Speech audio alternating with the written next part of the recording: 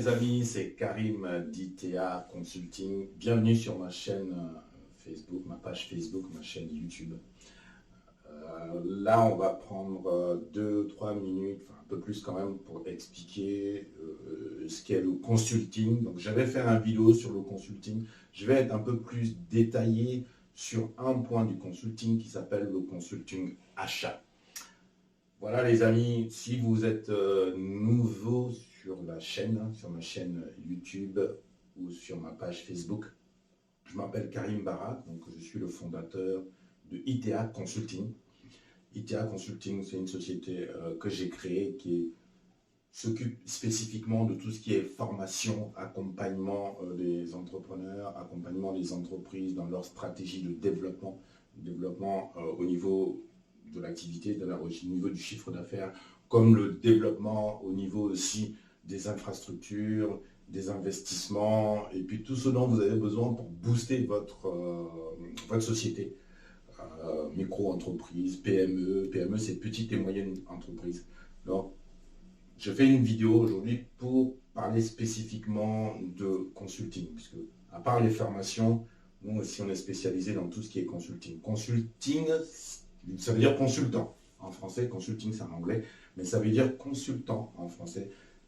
Un consultant en affaires, c'est quelqu'un que à qui vous allez faire appel, déjà pour plusieurs choses. La première chose, c'est ce que je viens de vous dire tout à l'heure, c'est par rapport à votre activité. Vous voulez monter une activité par exemple et vous ne savez pas trop par quel bout commencer, ou alors vous avez commencé mais l'activité stagne, vous ne savez pas trop comment faire éclore votre activité.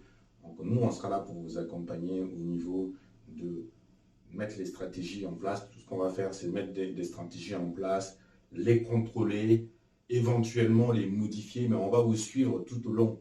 Ça peut être 1 mois, 2 mois, 3 mois, 4 mois, suivant vraiment la capacité de la personne à pouvoir prendre les choses en main d'elle-même.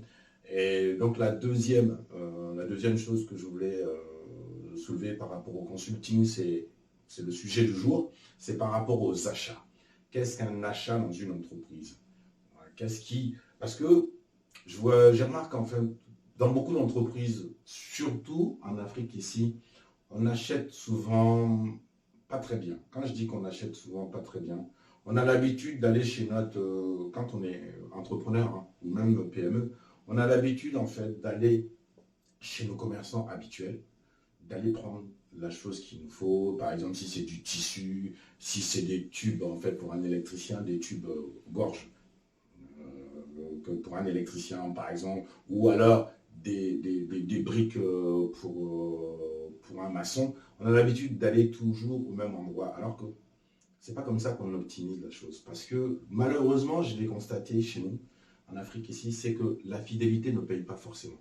Quand je dis que la fidélité ne paye pas, vous pouvez, par exemple, si vous êtes je vais prendre un exemple concret là, par rapport à une intervention que j'ai faite dernièrement.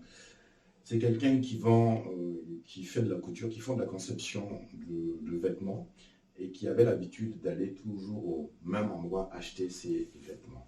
Le problème, c'est quoi? C'est que si vous allez toujours au même endroit, c'est vrai que c'est bien parce que vous avez vos repères, vous avez peut-être même la qualité des produits, voilà, vous commencez à devenir un habitué. Le problème, c'est que quand vous êtes habitué, vous ne contrôlez plus grand-chose. C'est-à-dire au niveau du prix, à chaque fois que le prix va augmenter, forcément le commerçant va vous répercuter l'augmentation du prix sur votre prix d'achat. Ce qui va faire que des fois, vous allez devoir acheter un tissu.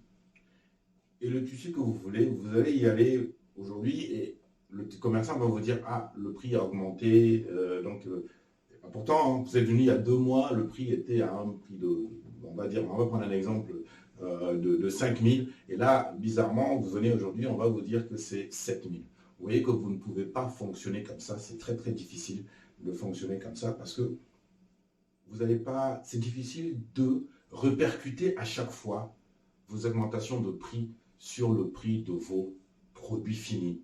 Voilà, il va falloir négocier certaines choses. C'est pour ça que nous, on est là. L'exemple concret que je viens de vous donner, c'est un exemple concret. Hein. Donc, c'est quelqu'un qui fait des conceptions, que je vous dis.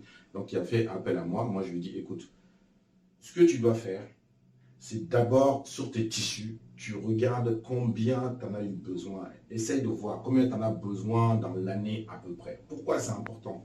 Parce que si vous établissez un ensemble de vos besoins, c'est-à-dire que si vous avez besoin, je ne sais pas moi, de 20 mètres carrés de tissu tous les 2 mois, ben vous saurez que vous avez besoin de 20 mètres carrés. Et là où c'est important, c'est que vous aurez un pouvoir de force de négociation. Parce qu'aller acheter un tissu juste 2 mètres carrés, ce n'est pas la même chose que d'aller acheter un tissu à 20 mètres carrés, comme 40 mètres carrés, comme voilà. Donc vous pouvez, c'est là où nous, on va intervenir pour vous conseiller de faire un tri déjà dans vos fournisseurs. Vous prenez un ensemble de tous des fournisseurs qui vendent du tissu, par exemple dans Ouagadougou ici, et vous vous dites, voilà, moi j'ai besoin de ces tissus-là. J'aurais besoin, par exemple, j'ai fait l'inventaire de mes besoins et j'en aurais besoin pour à peu près 20 mètres carrés ou 40 mètres carrés. Vous lui dites d'entrée, voilà, je suis capable de vous en acheter 40 mètres carrés. Vous allez voir que vous allez pouvoir négocier directement avec le fournisseur en question. Donc, un fournisseur, après vous négociez avec le deuxième, après vous négociez avec le troisième. Ça vaut aussi pour la qualité. Donc, vous allez sur place, vous allez toucher la qualité, négocier après le prix. Donc, vous voyez que la fidélité, c'est encore une fois ce que je vous dis, ne paye pas forcément parce que vous êtes habitué et la personne va vous répercuter perpétuellement ces hausses de prix. Alors que, de l'autre côté, quand vous avez négocié le prix, vous avez arrêté un prix, vous négociez maintenant non seulement les délais de paiement, parce que si vous prenez beaucoup, délai de paiement, ça veut dire quoi? Un délai de paiement, ça veut dire peut-être même que vous allez prendre un tissu aujourd'hui, vous allez prendre 20 mètres carrés aujourd'hui et vous allez pouvoir négocier avec votre fournisseur en disant, voilà, est-ce que moi, vous pouvez m'accorder un délai de 15 jours, de 30 jours pour vous payer? Ça, c'est possible. Je vous dis encore, ça, c'est possible.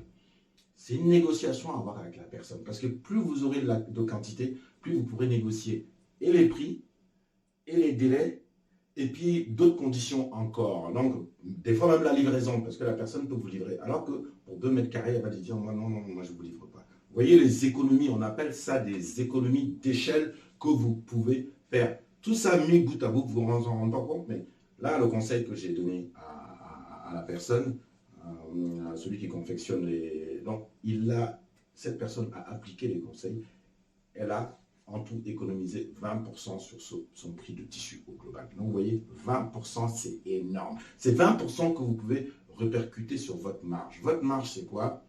C'est la différence entre ce que un produit vous coûte, c'est-à-dire si vous faites une confection, si vous fabriquez par exemple un vêtement, un complet, on va dire ça comme ça, les 20% de la marge, c'est la différence entre ce que le tissu, parce que tout ça, ça vous a coûté, donc le tissu que vous allez prendre, les fils que vous allez prendre, tous les accessoires que vous allez compter, en fait, et puis le temps que vous allez passer pour faire ça. Donc, ça, c'est les coûts. Et de l'autre côté, c'est le prix de vente. Le prix de vente, c'est à combien je veux le vendre à quelqu'un.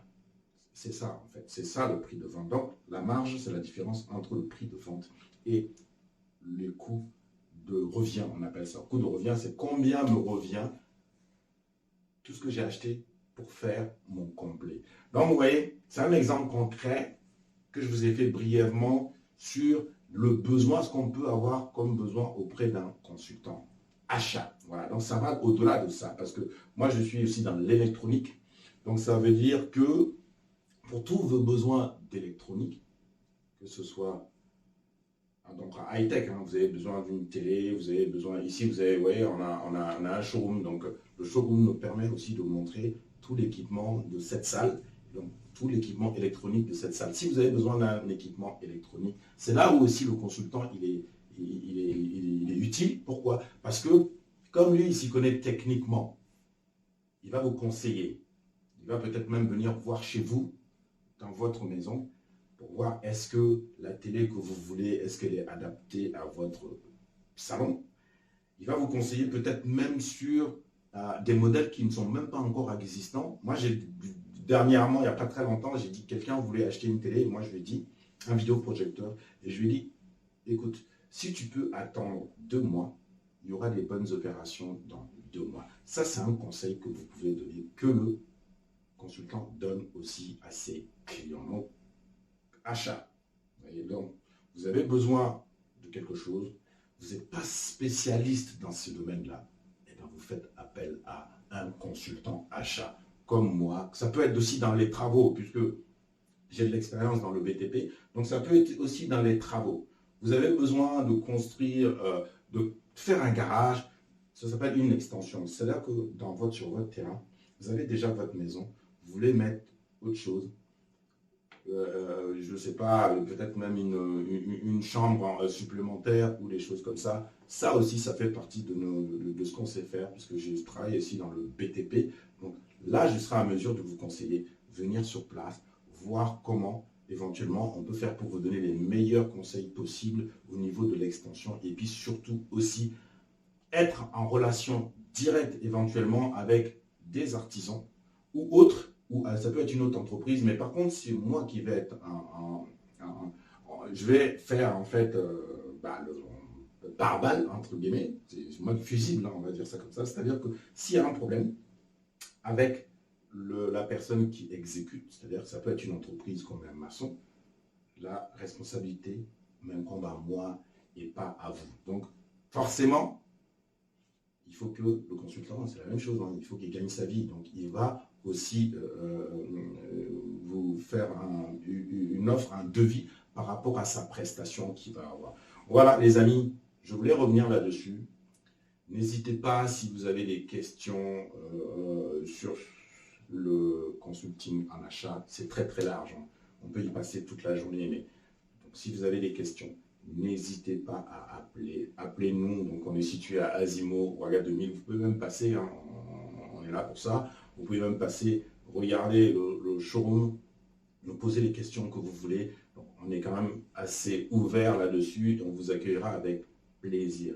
Les amis, je voulais faire vraiment cette vidéo-là pour revenir sur la partie consulting achat. Je vous dis, c'est très très large. Donc, ça va du matériel, ça va des travaux, et ça va aussi, ça peut aussi des conseils en travaux intellectuels. Ça fait du gros français, mais ça, le travaux intellectuels, ça veut dire quoi? Vous avez besoin d'un comptable, par exemple. Vous avez besoin voilà, et vous ne savez pas à qui demander. Nous, on est là, parce il y a un réseau, en fait, hein, il y a un réseau, on est là pour vous conseiller le meilleur comptable possible, le fiscaliste. Ça peut même être un banquier. Vous voulez vous voulez monter un business et vous ne savez pas si vous avez besoin d'un crédit, comment je peux faire. Donc tout ça, ça fait partie de nos prérogatives. Nos prérogatives, c'est ce qu'on peut vous donner en service. Merci les amis. On reste connectés ensemble. Partagez nos vidéos, encore une fois. Partagez nos vidéos, likez. Appuyez sur la cloche de notification, cliquez sur la cloche de notification. N'hésitez pas à partager. On a besoin de partage pour se faire connaître. C'est le business. On a besoin de ce partage pour se faire connaître. Merci les amis. Et puis, on se retrouve à la vidéo prochaine.